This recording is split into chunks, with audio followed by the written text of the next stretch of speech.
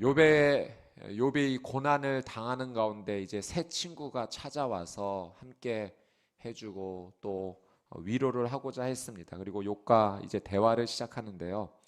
욥의 친구였던 수아 사람 빌닷이 욥에게 이야기를 했고, 이제 그 이야기에 욥이 대답을 하는 내용이 오늘 본문의 내용입니다. 먼저 11절에서 14절의 내용을 저희가 한번 살펴보도록 하겠는데요.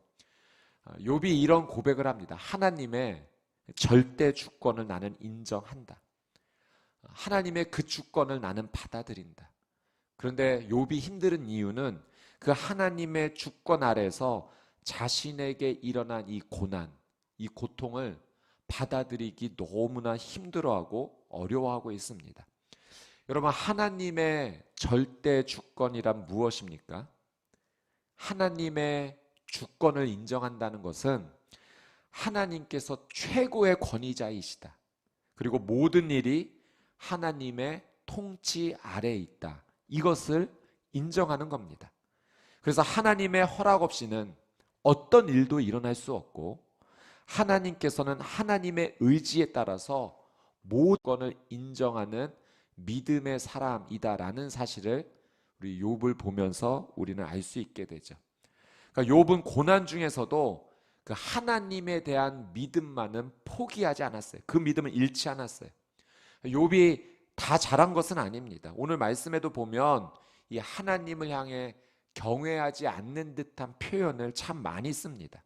그러나 중요한 한 가지 사실, 욥이 고난 중에서도 그 믿음의 뿌리는 뽑지 않았다는 거예요. 하나님을 향한 절대 주권을 인정하면서 그 믿음 안에 머무르려고 애쓰고 있습니다.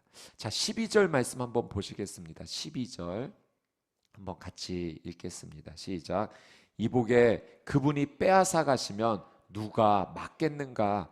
그분께 무엇을 하십니까? 라고 누가 물을 수 있겠는가? 그러니까 이 표현이 이 세상에 어떤 사람도 하나님의 주권에 관여할 수 없다. 하나님은 절대 주권이 있으시다라는 이 욥의 고백입니다. 13절도 한번 볼게요. 13절 같이 읽습니다. 시작. 하나님께서 진노를 억누르지 않으시면 라합을 돕는 무리들도 그분 아래 굴복하거늘. 그러니까 하나님의 진노, 하나님의 심판 앞에서는 모든 것이 다 굴복할 뿐이다. 그 고백을 하고 있어요. 라합을 돕는 무리들도 결국 하나님 앞에 굴복할 것이다. 이 라합이라고 하는 단어가 라하부라는 말에서 이제 파생됐는데, 라하부가 교만, 거만, 완악함 이런 의미입니다. 그러니까 라합을 돕는 무리는 결국 하나님의 뜻을 거부하는, 반대하는 그 무리를 의미하죠. 악한 세력입니다.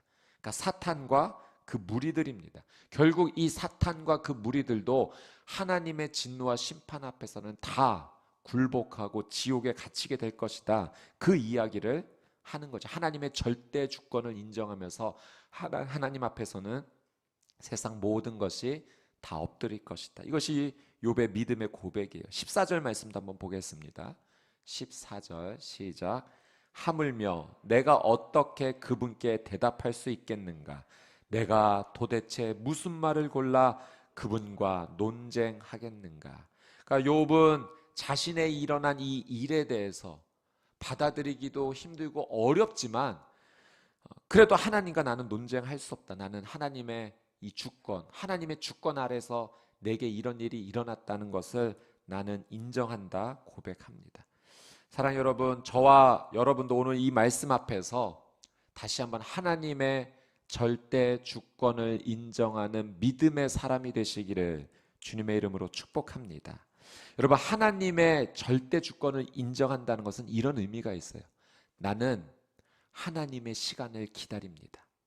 나는 하나님의 때를 반드시 기다립니다. 하나님의 주권을 인정한다는 것은 하나님의 그 시간 안에서, 하나님의 때 안에서, 하나님의 의지 안에서 놀라운 하나님의 은혜가 임할 것을 나는 믿음으로 기다립니다. 이 고백이 함께 담겨져 있는 거죠. 여러분, 우리 하나님은 하나님의 시간 안에서, 하나님의 뜻에 따라 놀라운 일을 행하시는 분인 줄 믿습니다. 여러분, 성경을 보니까 요셉이 이 하나님의 절대 주권을 인정하면서 하나님의 시간, 하나님의 때를 기다렸던 믿음의 사람이었어요. 여러분, 요셉이 노예로 팔려가고 또 누명을 써서 감옥에 갇히는 심각한 고난의 시간을 보냈습니다. 그리고 나중에 이 하나님의 시간 안에서 놀라운 회복을 하면서 나중에 형들을 만나서 이런 고백을 해요. 이 형들을 원망하지 않고, 자, 창세기 45장 7절 8절 말씀 같이 한번 읽어보겠습니다. 시작. 그러나 이 땅에서 형님들의 자손을 보존하시고 큰 구원을 베푸셔서 형님들의 목숨을 살리시려고 하나님께서 미리 저를 보내신 것입니다. 그러므로 저를 여기에 보내신 분은 형님들이 아니라 하나님이십니다. 하나님께서 저를 바로의 아버지와 그의 온 집의 주인과 이집트 온 땅의 통치자로 삼으셨습니다. 여러분, 요셉이 그 고난의 시간을 보내면서도 하나님의 때를 기다렸던 거예요. 그러니까 하나님의 주권을 인정하는 것을 포기하지 않으면서 반드시 하나님의 때 하나님은 은혜를 베풀어 주실 것이다. 그래서 나중에 이 형들을 만나면서 원망하지 않고 하나님이 저를 이곳에 보내신 겁니다. 그리고 하나님의 때 우리의 가족을 모두 구원하시고자 하나님께서 그 은혜를 베풀어 주셨습니다. 고백하고 있는 것이죠. 여러분, 오늘 저희가 이 욥의 고백과 또 요셉의 그 믿음을 우리가 바라보면서 이 믿음 붙잡고 이 말씀 붙잡고 기도하게 되기를 바랍니다. 하나님의 주권을 믿음으로 고백하며 기도해야 돼요. 하나님, 하나님의 시간, 하나님의 때, 하나님의 놀란 의지로 하나님의 일을 행하여 주시옵소서. 내 뜻이 아니라 하나님 아버지의 뜻대로 이루어 주시옵소서. 그래서 예수님께서 그렇게 기도하셨던 거예요. 하나님 앞에 간절히 기도했지만 내 뜻이 아닌 아버지의 뜻이 이루게 해 주십시오. 예수님도 겸손하게 하나님의 주권을 인정하면서 하나님의 때를 기다리며 기도하셨습니다. 여러분, 고난을 하나님의 주권 아래서 하나님이 허락하셨다면, 그것이 고난이 하나님의 주권 아래에 있다면 회복도 하나님의 주권 아래에 있는 줄 믿습니다. 하나님의 주권 아래에서는 고난도 순식간에 회복으로 바뀔 수가 있는 겁니다. 그러니 오늘 우리가 기도하며 나아갈 때 하나님의 주권을 인정하면서 이 모든 것이 하나님의 뜻 안에서 이루어졌음을 저는 믿음으로 고백합니다. 하나님의 시간을 기다립니다. 때를 기다립니다. 하나님의 주권 아래서 회복도 임하게 해주십시오. 이렇게 말씀 붙잡고 믿음 붙잡고 기도하는 저와 여러분이 되시기를 주님의 이름으로 축복합니다. 자, 욥은 자신이 하나님 앞에서 죄인임을 인정해요. 그래서 근데 이제 17절에서 21절까지의 내용을 보면 자신이 죄인임을 인정하면서도 하나님께 이렇게 원망하는 그 고백을 하는 것을 볼 수가 있습니다.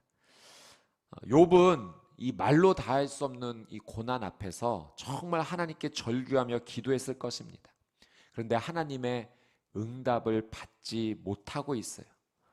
그 절망감, 그 캄캄한 어두움, 그 영혼의 그 차가운 그 시간을 지금 보내면서 하나님 앞에 그 나오는 그 원망을 억누르지 못하는 것을 보게 됩니다.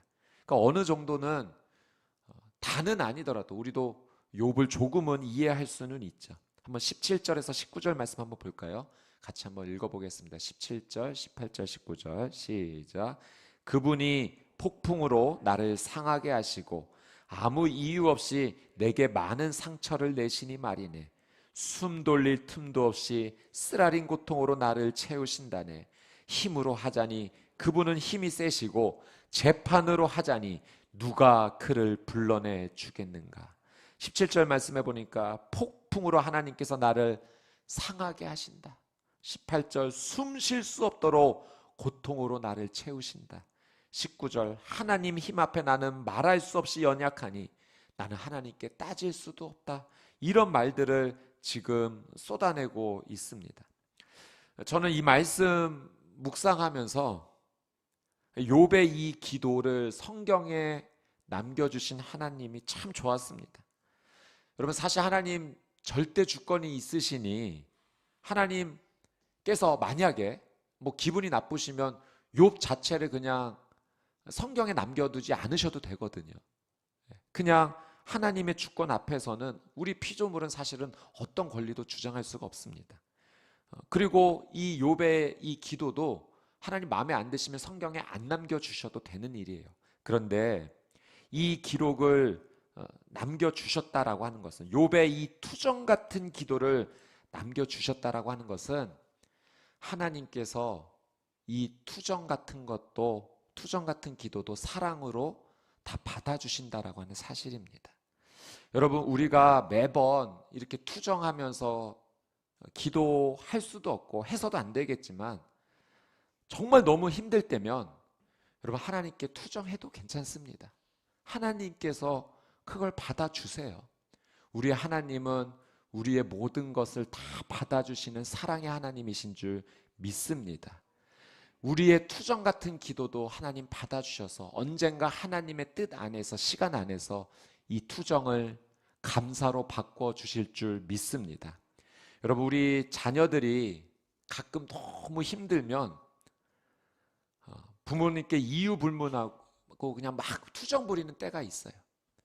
그때 우리 부모님들이 자녀들이 잘못한 게 사실 더 많아도 그냥 그렇게 힘들어하면 그냥 다 받아주지 않습니까? 그냥 안아주면서 그래, 너 힘들었겠구나, 그냥 다 받아주고 덮어주고 위로해 줍니다. 여러분, 이미 죄인인 우리를 하나님께서 예수 그리스도의 보혈로 덮어주시면서 안아주셨는 줄 믿습니다. 이미 말할 수 없는 죄인임에도 불구하고 하나님 받아주셨어요. 예수님의 보혈로 덮어주셔서 이 죄인인 우리를 의롭다 하나님께서 여겨주신 것입니다. 여러분, 그래서 우리가 기도하는 이유는 다른 것 의지해서 기도하는 거 아니에요. 하나님의 사랑에 의지해서 기도하는 줄 믿습니다. 여러분, 우리 하나님께서 우리를 이토록 사랑하시기 때문에 하나님 앞에 나와서 그 사랑 붙잡고 기도할 수 있는 것입니다. 여러분, 오늘 하나님 앞에 기도하는 이 하루를 보낼 때 다른 무엇보다도 그 하나님의 놀라운 사랑을 의지하여 붙잡고 하나님 앞에 기도하는 우리 모두의 삶이 되시기를 주님의 이름으로 축복합니다. 자, 22절에서 24절 마지막으로 한번 살펴보겠는데요. 이 내용을 보면 욥이 마치 하나님을 정말 심하게 비난하는 것 같은 내용이 나옵니다. 한번 22절에서 24절 말씀 같이 한번 읽겠습니다. 시작. 모든 게 다 똑같은 게야. 그러게 내가 말하지 않던가. 그분은 온전한 사람이나 악한 사람이나 마찬가지로 멸망시킨다고 말했세. 재앙이 갑자기 닥쳐 죽게 돼도 그분은 죄 없는 사람이 시험당하는 것을 비웃으실 것이네. 이 땅이 악한 사람의 손에 떨어져도 그분은 그 땅의 재판관들의 얼굴을 가리실 것이네. 그분이 아니면 대체 누구겠는가? 여러분, 22절에서 24절의 이 내용을 그냥 표면적으로만 보면 욥이 하나님을 너무 비난하는 것은 아닌가 이렇게 느껴집니다. 마치 하나님을 어떤 무책임한 폭군처럼 여기면서 그렇게 욥이 말하는 것 같아요.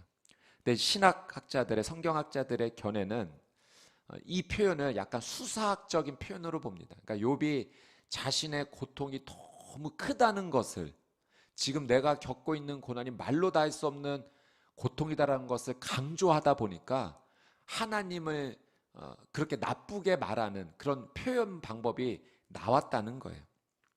자신의 고통을 너무 크게 이야기하다 보니 하나님을 비난하는 것 같은 표현이 된 겁니다. 여러분, 욥의 고난이 정말로 어떻게 보면 상상할 수도 없는 아픔이지 않겠습니까? 제 3자의 입장에서 보면 뭐 어떻게 어떤 부분은 쉽게 말할 수 있을지도 모르겠어요. 그러나 여러분, 우리가 그 고통 가운데 정말 있다라고 한번 생각한다면 욥의 고난을 우리가 그렇게 쉽게 말할 수 있는 부분은 아닙니다.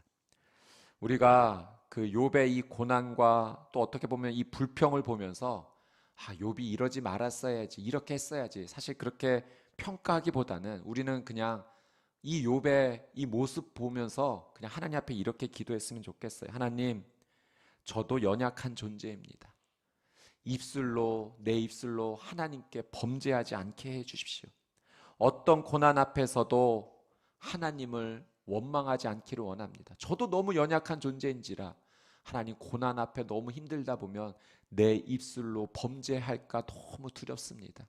주님, 내 마음을 지켜주십시오. 내 입술을 지켜주십시오. 그래서 어떤 상황일지라도 하나님 앞에 원망하지 않고 죄짓지 않는 삶이 되기를 원합니다.